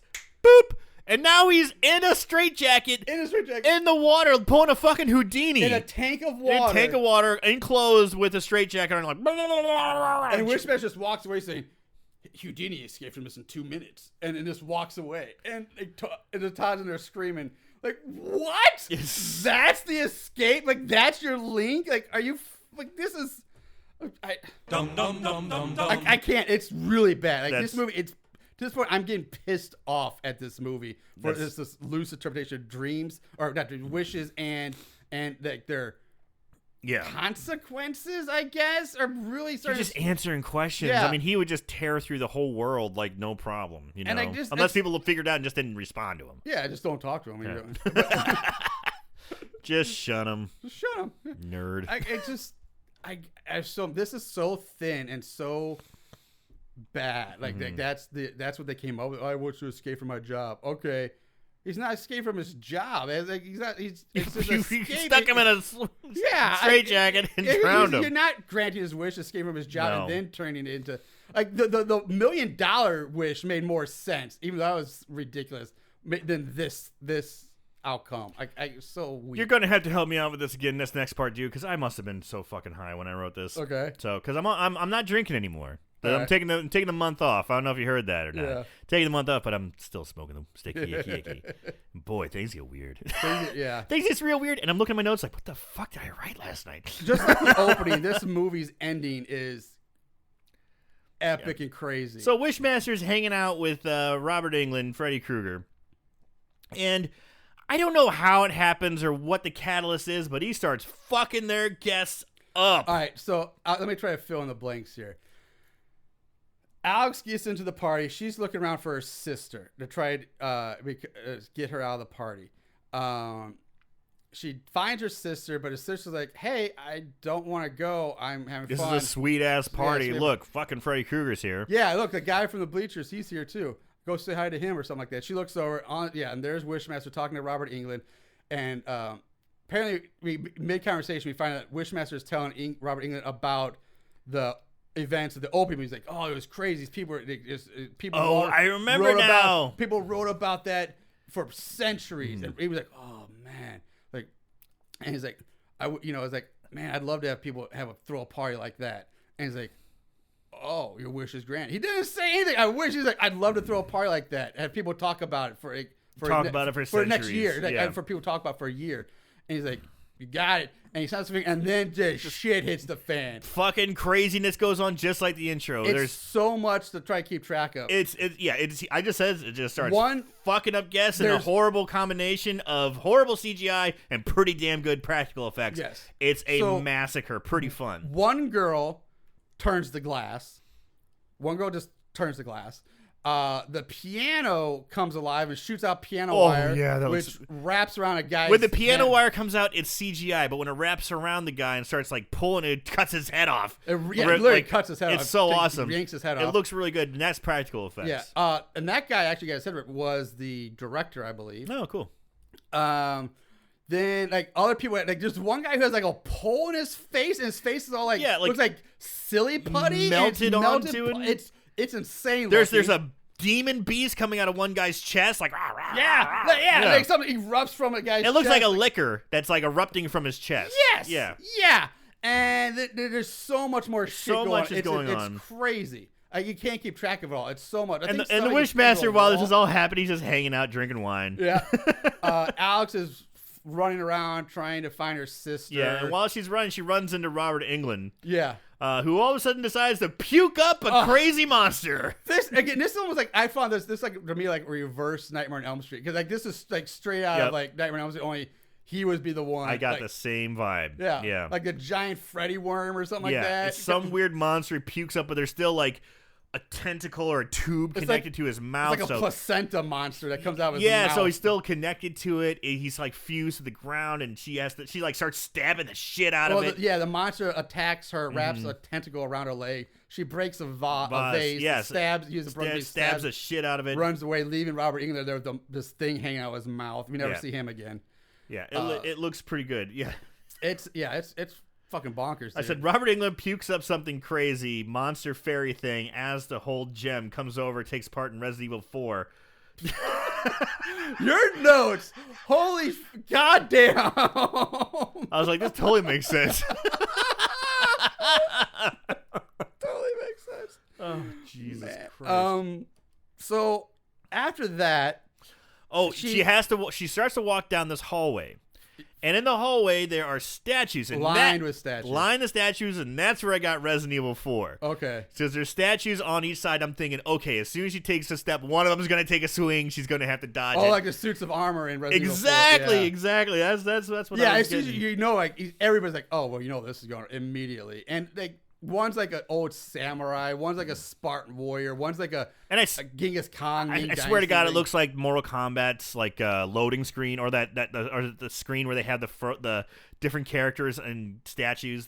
Oh yeah, that one stage. Yeah, one stage. Not the loading screen. Yeah, sorry. The loading screen is throwing me off. The one stage. Yeah, in Mortal Kombat 1. Yeah. Yeah. It does. The one kind of like a fat chubby barbarian with a spiked club. They all come to life. And then security runs in. Now security shows up. Act like she's the president. Like, they're not saying like anybody else. Like, we gotta get this one girl. Right. Come with us if you want to live. And they just start unloading like bullets on the statues, and they're just bouncing off.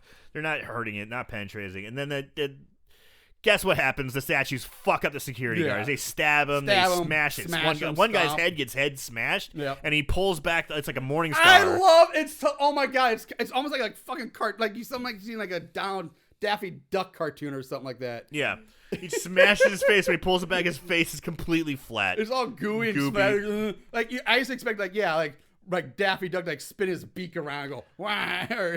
Yeah, and then Wishmaster then just makes like a Jack the Ripper kind of character. There's a giant painting of Jack the Ripper on the wall. But I got like a Jekyll and Hyde / Jack the Ripper kind of thing. I was thinking Jack the Ripper. It's Jack Ripper. Yeah. It's not Hyde. Makes him come to life and kill someone with a big ass knife. And Jack the Ripper leaps out of a painting and kills somebody. One of the security guards. Yeah. It's pretty nuts. I swear, like the shit in this movie, some of the shit that's going down, the way these people are killed, like. I'm just thinking about last week's episode, Bloody New Year, just the craziness. Like, who would have thought, let's have Jack the Ripper jump out of a painting and kill somebody. I kind of liked it. Yeah. What other shit can we throw in? How about a piano comes to life? Okay. How about a demon dog rips out a guy's chest? All right, throw that in there too. Why not? Yeah. It's like, what more can we throw in here? So Wishmaster finally does confront Alex. She's in a room by herself, and he has his boy band bros with him, the statues. Yeah. His posse is staying behind him. He's rolling deep. She's like, where's my sister? He's like, don't worry, she's here. And shows her a painting where she's trapped inside the fire, she's like, it's a painting. It's from the dream sequence where she thought about her. Her sister was trapped in a fire, and there she is trapped in the painting. That is, the fire going on. Yeah. Well, not yet. She's trapped. But basically, Wishmaster says, "Hey, make your last wish," and then he's basically like, if you're not going to do it, it basically uses like, I'll make you do it. And if you're not going to make your last wish, I'm going to make you. And he starts burning this painting that she is trapped, and you can hear her screaming, but it's still just a static picture of her. But and there's fire behind her in the window. It's crazy CGI is going on around. It kind of looks awful, but then but it's great in so many ways. And then Alex, being smart, she decides to make her last wish, and she goes, I wish for the crane operator to not be drinking 2 days ago on the job. Nikki Torelli, because this takes like 30 seconds of realization. She's like standing there, and it's so drawn out. And because first they're showing clips of her like doing all her research about the crane operator and showing the name and the newspaper. That's right. Yes. And then they chop in clips of her going, stillness. Still, I have to have my mind stillness, and Mickey Torelli, death accent, stillness, Mickey Torelli, stillness, and then she's finally like, I wish for Mickey Trilly wasn't drunk on the job 2 days ago. And he's like, okay. And it took him like, all right, whatever. And then he's like, oh shit. No. I think he says that. Yeah. He actually says that. And then like the gem that was in his hand like flies up into the air and just hovers in midair and starts like like his arm starts getting sucked into back it. in. And it's like, it looks like noodle, like kind of Play-Doh-y noodles. It's all like getting all twisted around and outstretched and like pulled, elongated. And then he starts getting sucked in. CGI glory gets sucked in, just sucked into there's all kinds of CGI and effects going on. He gets sucked into the gym. We fade to black. Oh, no, not cut? Yet. We're not yet. We are missing one of the best parts. Oh, go ahead. All right, so he's getting sucked in. Finally, it's like his head and like this long neck is on. His head kind of blows up a bit so we can see more. And his head, like for some reason, just like changes. Like it goes from Jin to like boop, and then just like a bloody Jin. Like I don't know why his face changes, and then he's sucked into Jin completely. Once that happens, for no reason, the statues, his posse, you would think, okay, they just go back to being statues, fine. They do this, but then they fucking explode for no reason whatsoever. Why? That I don't get. Okay, they go back to normal statues, get it, but they make them explode because it's the 90s and explosions. Why not? Things gotta blow Throw up. them in there. Shit's got to explode. I didn't write that down. God That's damn it, the best part of it all. Then we go black. But then it looks like we're back on the docks again. Yep. 2 days earlier, and we see Ted Raimi and Robert Englund. Gets 10 more seconds of Ted TV Raimi's time. back on TV, Or and screen time. he's underneath the crane saying, "Don't mess it up, don't mess it up." And we go to the crane operator. He's not drinking, and he delivers the statue just fine. Yep. Alex, let's see. Yeah, he delivers it just fine. She goes back to Alex goes back to fuckboy and says, "I love you," and gives a kiss. He's like, "What? What changed your mind?" But not before pulling out the stinky hat from his desk drawer and puts it on his head. So backwards. you need this back. you back. take It never that. left. It was in his desk drawer the whole time. Like what? She gives him a kiss and says, "Where are you going out tonight?" And then she just like leaves. Yeah, I think she even says like to her like, "Hey, I would love to get like a burger or a hot dog and a ball game." Yeah. So, fuck buddy's I back. like dinner in a movie. And it looks like everyone's okay. Yep. No one died. Everyone survived. So we cut to the Persian art that was delivered to Robert Englund, and deep inside, the Wishmaster is locked in the jewel on his throne, looking all pissed off. Yep. Fade to black. Roll credits. Yeah. That's Wishmaster. That's Wishmaster. Sorry I got sloppy there, but hey. That movie it's fucking... I have so many mixed emotions, but it's bookended by one of the craziest openings and endings we've ever seen. It's nuts. It is. Just chaos. It's like...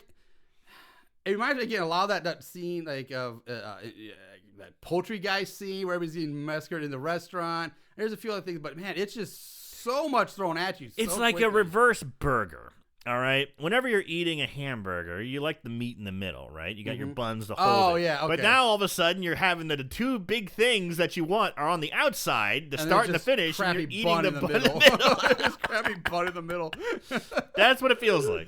Yeah, it kind of does. Yeah. With occasionally you might get a bite of bun that has some. Oh, here's some ketchup and barbecue pickle sauce in there. or some all right, mayo. yeah. Oh, not pickle for me, but yeah, there's a hint of something good every now and then before you get rest of this bun. I like how you had to tell your opinions on pickles. Yeah. Ew, pickles. Fuck pickles. Anyway, yeah. So that's fucking Wishmaster. Yeah. So this is gonna be a real interesting one because I can't keep track of all of them. But let's move on to favorite kills. Don't act like you didn't love it. Favorite kill. Too many to keep count of. So many. Like I was watching this last night just to refresh myself because I watched this back in October. And I watched it again last night to refresh myself. And I'm like, and I was getting to the end, like that, and I'm like, holy fuck, I can't keep track. What am I gonna do for a favorite kill? Because I can't keep track of them. They're so rapid fire, so stuff fast, going on. and some of them are really impressive looking, but they're like so quick. Like I can't keep track.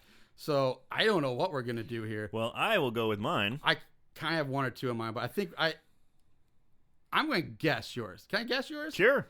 My guess, I'm going to say you're picking opening scene, skeleton comes out of the guy's body. Nailed it. Yes, that is just such a unique, weird awesome thing to happen.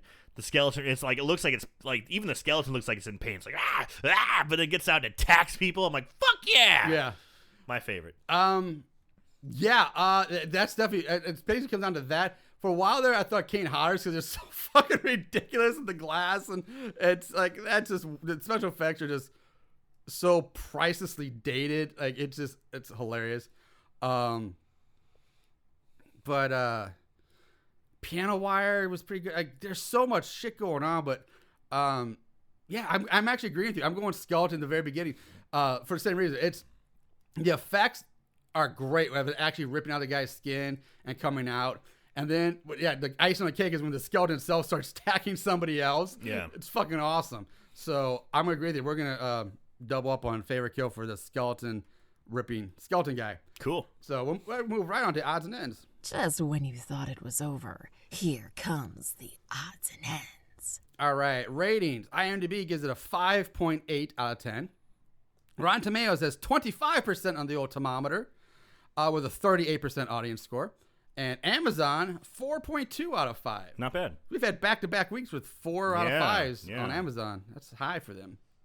Plot keywords I skipped over again this week. I'm thinking about phasing plot keywords out unless there's something really fun. Yeah. Because sometimes there's nothing there.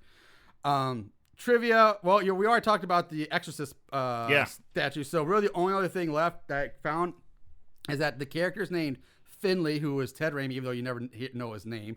Finley, Beaumont, Duluth, and Merritt are all references to early 20th century science fiction horror writers Jack Finney, Charles Beaumont, August Duluth, and Abraham Merritt. I like it when they do stuff like that. I like that. Those little homages. Yeah. And that's all I got for trivia. That's kind of a surprise. I was surprised, too. I thought for a more modern, little bigger movie, I thought there'd be more interesting stuff, but there really wasn't anything that was... Especially with such big names. You think they would have had something to say about it. Yeah, I mean, there was something I skipped. There was some I didn't like because there was just that. Oh, horror icons. I'll make I'll make cameos. Trivia. That's not. We all know that. So I'm not. I skipped that. So that's really it. But we do get to play the budget game this week, so I'm excited about that. They spent how much? The budget game. All right. And I didn't go blow your wad because I have hope. It's a new year. It's a new year. New Aaron kicking off budget game. Clean slate. So this is gonna be hard because it was a visual spectacle. It was a visual feast, and they used CGI for very very early crude CGI. And they used a lot of it, and I don't know how much that shit would have cost. And the practical effects were pretty damn good, and they had even though they had big names, they were only in for a little bit, and it was probably more of a favor to the artist or the director, because he was a makeup artist, and I'm sure that he's worked with all these people, in the horror movies before. Well, Tony, so don't Nightmare on Elm Street. Yeah, he did that with Robert Englund. I'm trying to see if Tony Todd was. I don't think Tony Todd was in any of these movies though that I listed, or Kane Hodder. But regardless, they're from the same world. Yeah. They're all in the same ether. Jesus Christ. 1997. Which, by the way, it was a 97. Did it feel like it almost felt more like 95 to me than 97? Because 97, we were right around the corner from The Matrix and stuff, much better CGI and special effects. Were that's what seemed like it was kind of low end 97.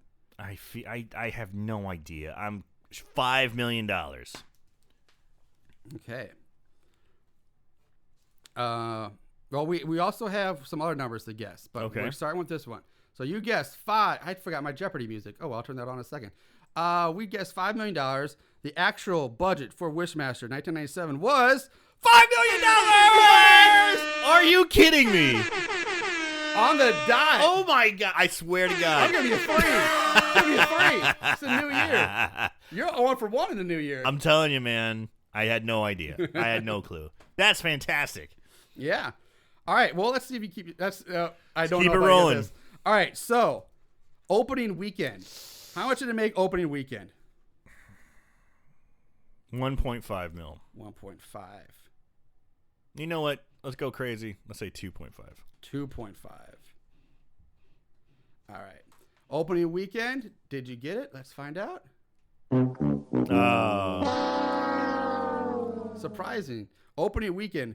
$6,038,516. Wow. Made us money. Yeah, and then it did. some. In one weekend. Surprise. Yeah.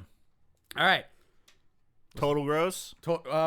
We got gross in U.S. and Canada. Okay, U.S. and Canada. U.S. and Canada. 6 million opening weekend. And then we got gross worldwide. Oh, Jesus Christ.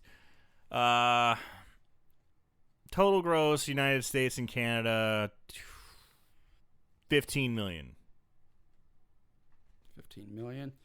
All right. Total gross, U.S. and Canada. Show us 15 million. Hey! I swear, are you cheating? No, are you? I'm telling you, I did not. I'm giving it to you. You can't get more close. $15,738,769. Wow. Shabam. Shabam. Damn. Nailed it, New Year, man. Damn. Something's going on. Something changed. I don't know. Maybe it's because I quit drinking. Now, gross worldwide. I don't see it having too much more of an audience outside of North America. But horror is horror, and people love Robert Englund and stuff. Let's just say 32 million. 32 million. All right. Show me 32 million. I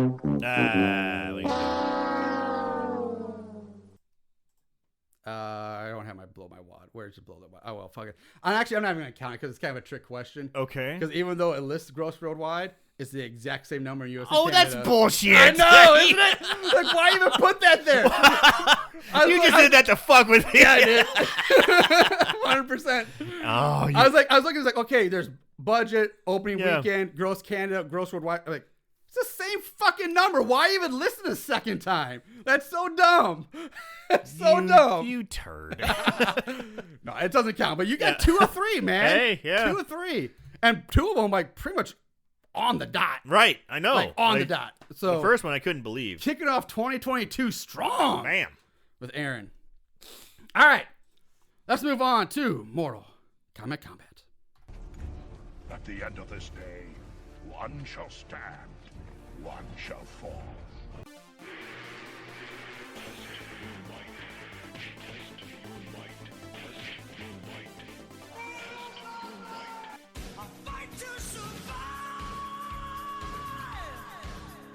Good versus bad.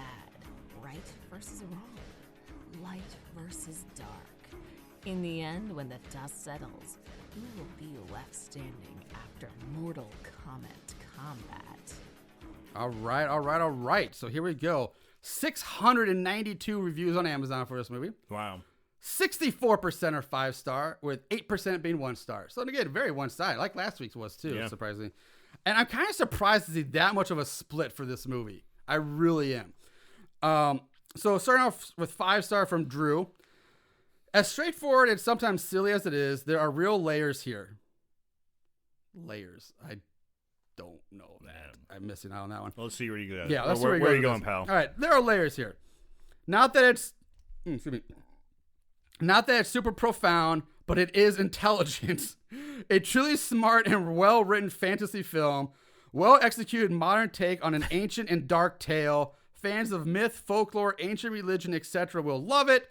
Thoroughly enjoyable, educational, kid-safe, family fun, perfect for Halloween. 5 stars.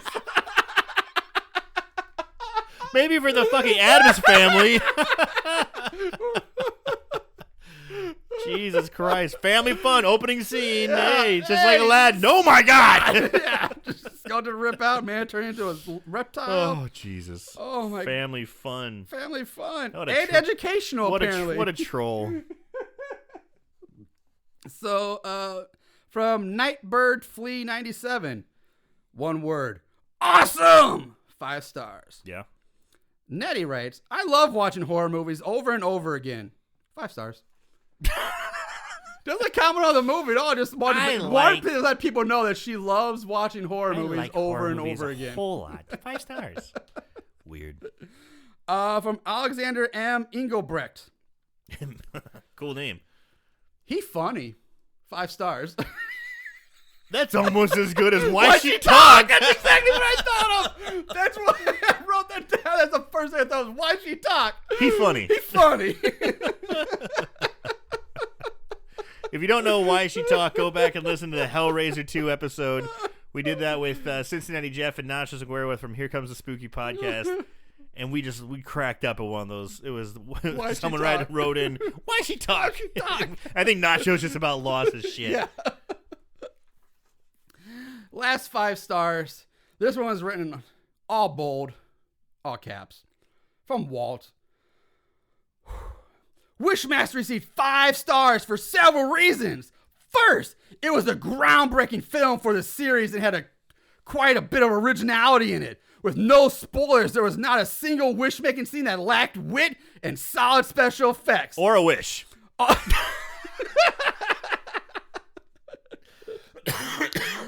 Oh shit, you just threw me off. There's nothing like special effects. All the sequels can say this. For the first time viewer, this is a very creative and satisfying movie. And the stars performance is seriously done. Okay. The original is very well conceived and created 4 more, which are all thrilling. And all-star Andrew Devolve as the Hellness Jinn. Is it supposed to be heinous? Heinous, I think, but it's all misspelled. A devilish creature from hundreds of years ago. If you missed number 1 on Prime, there are 4 more available free. A breathtaking thrill ride. 5 stars. So there's 5 of them. I guess 5. Guess? Or again, he could just be miswriting because a lot of this doesn't make sense. Oh, I gotta say, I love the fact that it says that it was groundbreaking film for the series. You mean the first film in the series was groundbreaking for the series? It's not like there were 3 others and then the fourth one. Fourth one was groundbreaking for the series. For the other one, how do you? Of course, it was groundbreaking. It started the series. It's the first fucking film. Like, of course, it's groundbreaking for the series. So I have to say this before I forget. My wife told me a story about Wishmaster 4. Oh, okay. Which I have not seen before, and she goes, because I was like, "Hey, I'm doing Wishmaster." She goes, "Oh." I'm like, "What?" And she's like, "I got a funny story about Wishmaster 4." I'm like, "Well, I'm doing Wish." She's like, "Yeah, but just listen to this." wait, just listen to this. She worked at Family Video. Yeah. And this lady came in and she was bringing Wishmaster 4 back, and it was like around Halloween time, and she goes, "Hey, I just want to let you know I was watching this with my family, and it's not the movie. It's not Wishmaster." And Melissa opens up, it says Wishmaster 4 in it, and it sure looks like it's Wishmaster 4, and she goes, "What?" And she goes, "Hardcore gay porn." And it's just like, what? This is the same time Coffee Doug, friend of the show, was working with her too. The store closed down, they popped it in, and they're like, "This is Wishmaster 4. The first 2 minutes are a Wishmaster." And then the tape cuts to just hardcore ass pounding. So somebody had to somehow break the seal, the security seal, and dub or track on some ass blasted man-on-man action. That's incredible. Because Melissa saw, she's, "Oh God!" Because she's like, they're both watching, like, I don't know what this woman's talking about. And it was hardcore gay porn. That's fucking incredible. Oh. And just for you, there are only 4 Wishmasters. Okay, so there's only 4. That's an incredible story. Oh God, I laughed so hard when she told me that. That's I hope she goes. She wasn't sure if Coffee Doug was with her or not, but I need to ask him. I hope he was. I hope he was there. Maybe he can confirm this. That's amazing. Yeah, I love that. Someone was able to just completely troll some kids or some people who were trying to watch. Why Wishmaster 4? Yeah, well, he's like, why not do like Forrest Gump? Yeah, I was thinking exactly Forrest Gump. Saving Private Ryan. Saving Ryan's Private. There you go. Oh my God. So sorry to interrupt the 5-star. No, review, that was 100% worth it. All right, moving on to 1 stars. From Scott Nearing. This movie makes Battlefield Earth look like Citizen Kane. 1 star. From Don. Seriously, the acting was super subpar. The lady playing the lead couldn't act her way out of a paper bag. The sister who had a small part was a better actress, and that's saying something. Don't waste your time. I'm not sure who is rating this high, but clearly they were either watching something else or doing this to share the misery. You'll think it will get better. It doesn't. 1 star. From Sister C. Horrible horror. This is the title of Horrible Horror. I prefer peace of mind rather than pieces of madness. Too much violence and gore. That is not my idea of or chosen experience for entertainment. I stopped watching it and will not be looking at number 2. I pass when this sort of brain-messing madness manifests. 1 star. Huh. Then why? Whatever. It's a horror movie. You went going in. It's like done by the movie's done by special effects artists, horror special effects guys. They're the one who made this movie. You think it's going to be a little gruesome, but it's not your idea of chosen experience or entertainment, but you're renting a horror movie. So I don't get, okay, maybe she's too busy motoring to understand properly. I don't know. And that was a lame Sister Christian joke. I heard that, but I wasn't sure. Yeah. I was like, what? Sister Christian. She's too busy motoring. Gotcha. Okay. Loose connection. Very loose, but. Yep. And lastly, from Bruce Chalmers writes, one of my stupid friends made me see this dunk fest. It might sound good, but don't be fooled. It is about an ancient demon called, you guessed it, the Wishmaster. He's never actually called that in the movie. Yeah, it's called a djinn. Yeah. He basically screws people over with their wishes in the most idiotic ways imaginable. True. I would say that this is worth the price of rental alone, but I can't, because that would be like telling you to spoon feed yourself through dirty cat litter until you get to the piece of candy in the bottom of the box. Yeah. Bottom line, don't watch this movie, not even if you like grade B horror movies, because this one tries to be good. Therefore, it isn't very funny. There are plenty of other much better grade B horror movies out there like Dead Alive, Sleepaway Camp 3, or even Friday the 13th Part 3. If you must see a Wes Craven produced movie, watch Dracula 2000. All in all, please stay away. First of all, Friday the 13th Part 3 is not grade B horror. That's a weird choice. Yeah. I can kind of understand Dead Alive and Sleepaway Camp 3. Those were more indies. Yeah. But Friday the 13th was mainstream, big studio produced, theatrical release. Yeah. That's not grade B. And if you really Wes Craven produced movie and your choice is Dracula 2000, that's what you're recommending? That movie was garbage. No shit. Jesus, you might as well suggest Shocker or something then. Although he might have directed that, not produced. He might direct it and produce, but I don't remember. Or Scream, who knows? Scream, yeah. He wrote Scream, I think, yeah. No, Kevin Williamson wrote Scream. Wes Craven either directed or produced it, or maybe both. I don't know. It's been a while since I've looked into Scream. Anyway, that's what other people had to say about Wishmaster. Aaron, what are your thoughts on Wishmaster? Do you want to go first? No. Shit. I'm going to say so bad it's good, just barely, and it's because of the effects. The effects are so much fun, and it's like right off the bat, like I said, it's a smorgasbord of bad CGI from the 90s and awesome practical effects. It's a fun combination to watch. You get treated to Robert Englund, Reggie Bannister, Kane Hodder, Tony Todd, all these great horror icons. It's that part alone is just fun. The shootout scene in the police station's crazy. The ending is nuts. The story is weak as hell. The whole fact of like being able to quote unquote these wishes aren't wishes. These are just answers to questions. Yeah, they're not wishes. They're casual likes. Yes, so like I'd like that, I guess. Or do you like Coca-Cola? Yes, I do. Now you're drowning in Coca-Cola. I'm coming out your penis. What the fuck, Excuse me.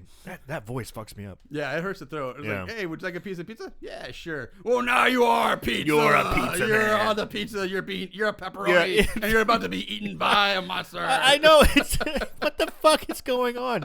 That part really sucked. Yeah. That part really took me out of it. But all the fun effects and the ridiculousness, the scene with Kane Hodder, it was. I'm gonna say at least check it out just for that. So, I am also gonna say so bad it's good for pretty much the same reasons. Like it's the bookend, opening, beginning have to be watched regardless. You could watch the first 10 minutes or even 5 minutes, whatever that overseas, then just fast forward all the way to the end and watch the final 10 minutes. And that's pretty much all you really need to see. It's insane. But yeah, it's definitely worth watching these ones just for the special effects, the practical effects. Some of the kills and things happening to people are really unique, really good, really pretty crazy. The cameos are nice. Kane Hodder's crazy ass beard needs to be seen because that's fucking ridiculous. But the glass, it's hilarious. But yeah, the plot's thin. The acting's terrible. The Wishmaster's voice gets annoying as fuck because he's never changes inflection ever.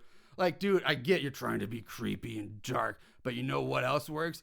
Being normal at times and then bringing down to the creepy and dark. Right. You need it not be this way all the time. Like it gets old and annoying and loses its impact really quickly. And hurts my throat to do that. Right. Hats off to the voice actor. Yeah. But I still say So Bad It's Good for at least one watch. Just for the practical effects and all the wacky, crazy, unique kills that are in this movie. So yeah, I would just leave it that. Otherwise, I'm just rambling. And like I said, plus it's free on Tubi, so you don't have to pay anything to watch it right now, which makes it even better. So there you have it. So Bad It's Good from both of us this week. That's gonna do it for us. We're gonna wrap it up. I'm gonna go out and get drunk for my birthday. Woohoo! I'm gonna watch them. Yeah. So in the meantime, guys, so we get back, watch more horror movies, and remember to always keep it tight.